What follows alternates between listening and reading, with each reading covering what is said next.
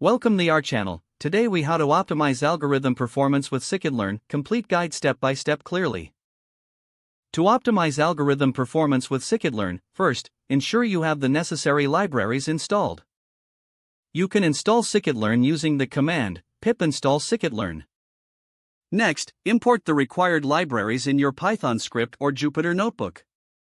You will typically need NumPy, Pandas, and Scikit-learn. Start by loading your dataset.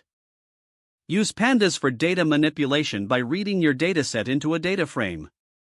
Next, examine the data to understand its structure and the features available.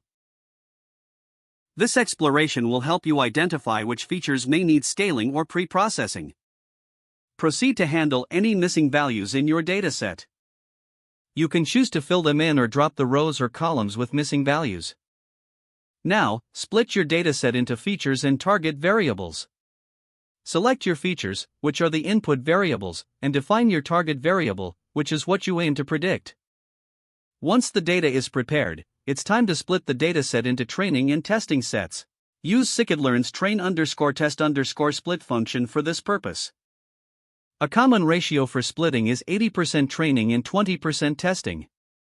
With your data split, it's essential to standardize your features. Use standard scaler or min-max scaler from Scikit-learn to scale your features. Now, select an appropriate algorithm for your problem. Scikit-learn offers a variety of algorithms such as decision trees, random forests, and support vector machines. Fit your chosen model on the training dataset. Use the fit method of your model to train it on the training data. Once trained, make predictions on the test set. Utilize the predict method of your model to generate predictions. Evaluate the model's performance using appropriate metrics. For classification problems, consider using accuracy, precision, recall, and F1 score. For regression tasks, you might use mean squared error or R-squared.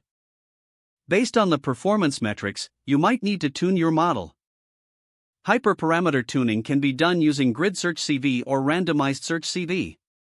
Don't forget to like this video and subscribe to our channel for more step-by-step tech guides.